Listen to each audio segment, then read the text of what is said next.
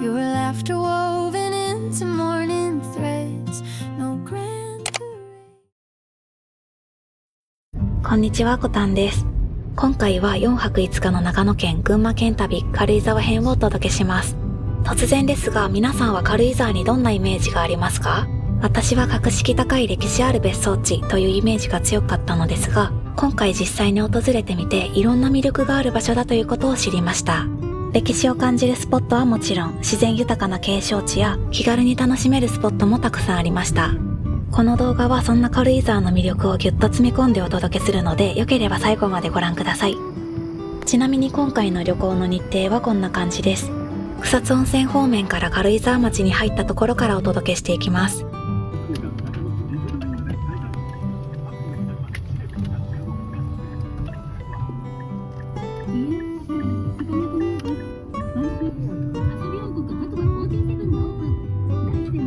まずは一風変わったところにあるお店、重の屋に向かいます。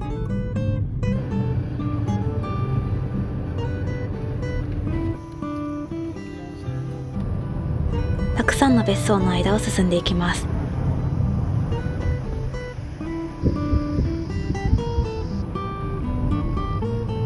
重の屋の口コミに道中の道が細いという情報があったので、なるべく混み始める前に行けるよう最初の目的地にしました。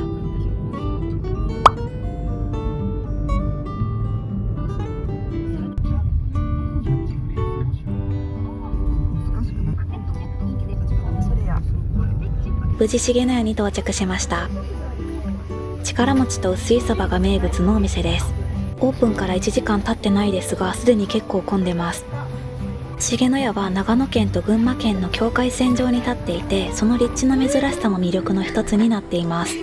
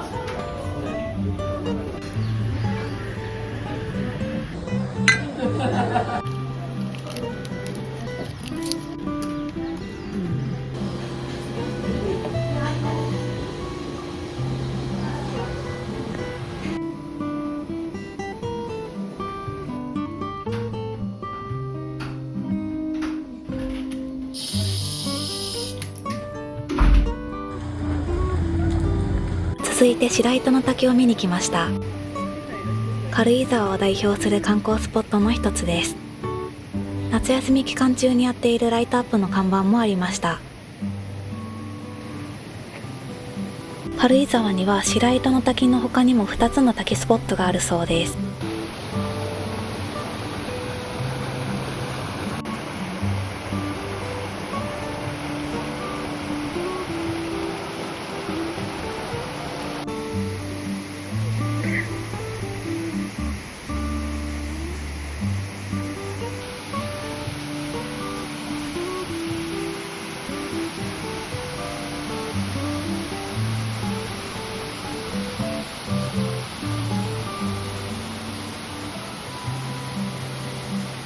白糸の滝に到着しました。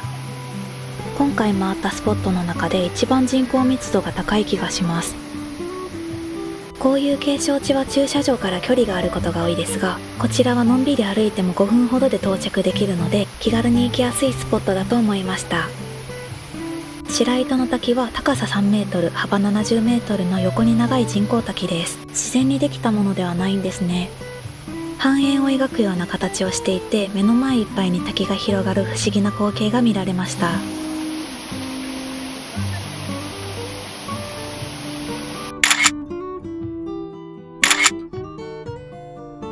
駐車場の目の前にはお土産屋さんがあって、イワナの串焼きやソフトクリームなども食べられるみたいです。軽井沢レイクニュータウンにやってきました。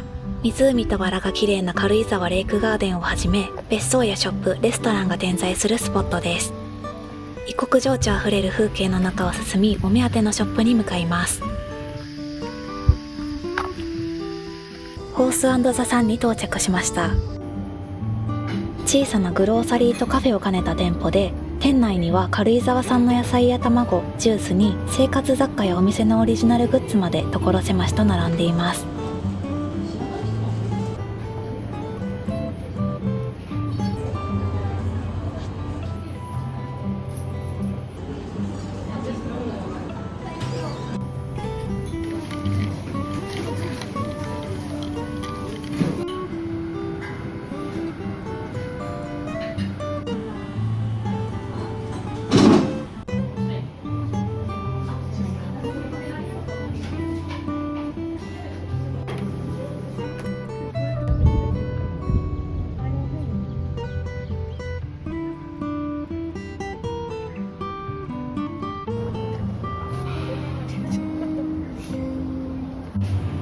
人で軽く食べる。なんかパンがそんなに小さくないので一番食べます順番。続いて肘屋味噌蜜にやってきました。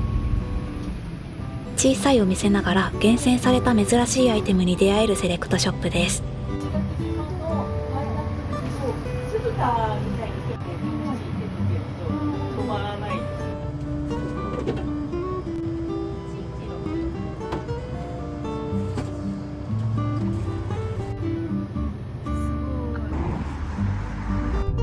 購入した食べ物を置くため宿泊先にチェックインしに向かいます。今回泊まるのはこちらのキャンディータフトというペンションです。オーナーさんがお出迎えしてくれました。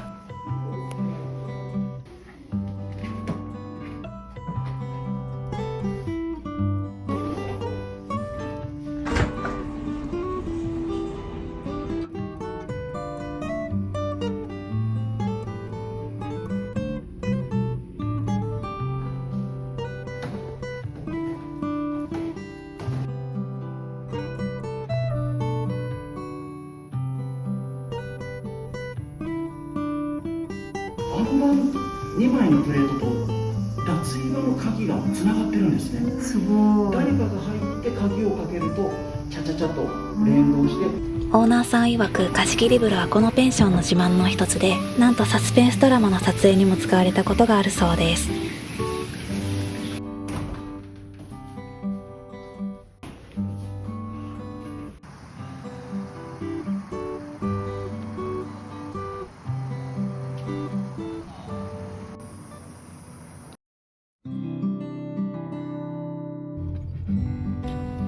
軽井沢タリア星にやってきました。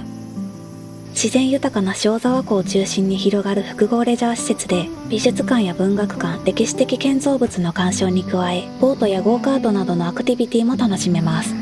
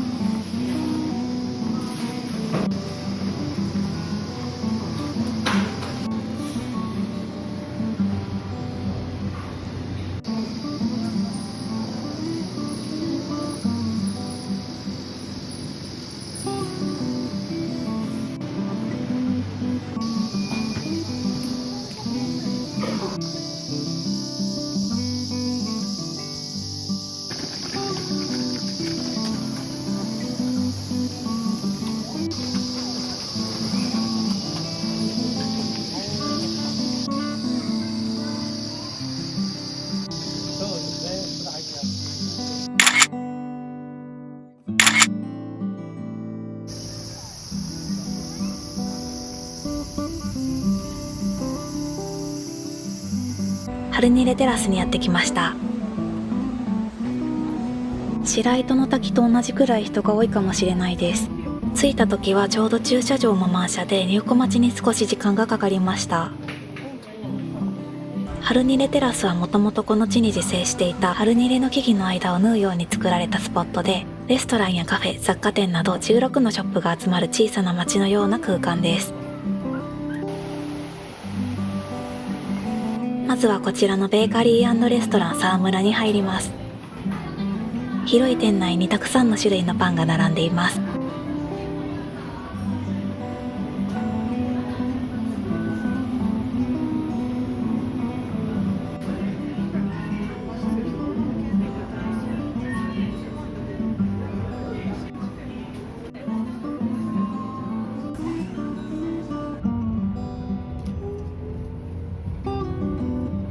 続いてハーベスト長井ファームにやってきました。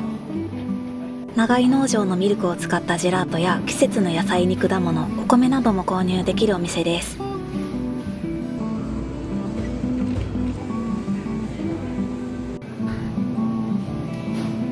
晩ご飯を食べに関嶺橋川上庵にやってきました。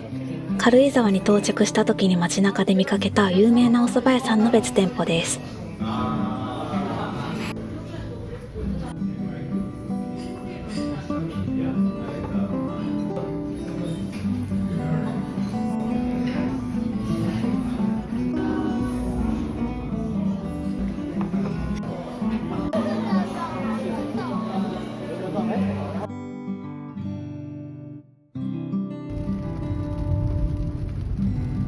最後に軽井沢高原協会のサマーキャンドルナイトの様子をお届けします。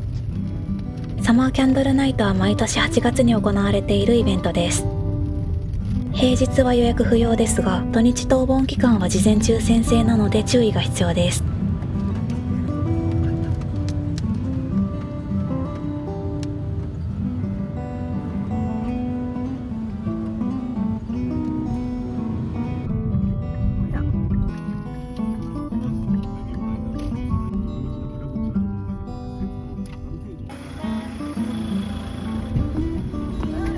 軽井沢高原協会サマーキャンドルナイトへようこそお越しいただきました。これより皆様をご案内いたします。心穏やかに、そして非日常の空間を味わっていただけますと幸いです。では初めに皆様、軽井沢高原協会を訪れていただくこと初めての方いらっしゃいますか？ありがとうございます。手を挙げていただいてありがとうございます。初めての方もいらっしゃいますので、魅力をご紹介しながら今から向かってまいります。軽井沢高原協会は今年で104年目を迎える歴史ある協会でございます。このイベントは明治大正時代に宣教師が幸せを祈り、軽井沢の街をランタンで照らしながら歩いた風習を受け継ぎ始めたのがきっかけでございます。軽井沢高原協会はかつてさまざまな人々が集い、学び合い、交流を深め、そんな場所として開かれておりました。その開かれた教会としての歴史を受け継ぎ、今日もこうして皆様をお迎えしております。では間もなく近づいてまいりましたので、皆様左を向いていただきまして目を閉じてください。皆さん目閉じましたでしょうか？この後合図いたしますので、その時に開いてください。では3、2、1、どうぞご覧ください。ありがとうございます。目の前に広がるランタンはスタッフが一つ一つ手作業で明かりを灯し、皆様のお越しをお待ちしておりました。左手にはランタンの貸し出しを行っております。光あふれる森の中、皆さんもランタンを手にしていただきまして、ゆっくりとご散策をお楽しみください。あ、これや。あったあった。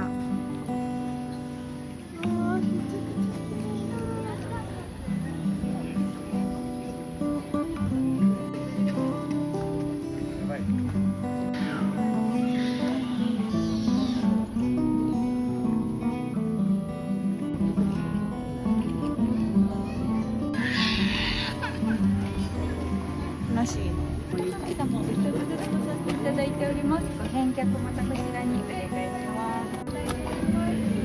ご返却をまたこちらにお願いします。お待たせしました。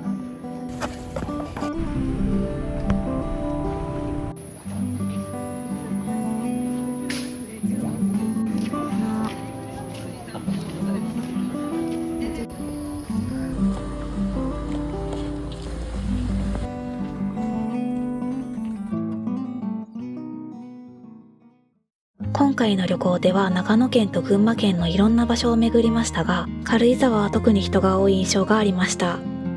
とは言っても一つ一つのスポットがそこまで混んでいるわけではなくて、ハイシーズンながらもゆったり楽しむことができました。キャンドルナイトは冬にも開催されていて、クリスマスツリーも見られるそうです。それも魅力的ですよね。今回の動画は以上になります。ここまでご視聴いただきありがとうございました。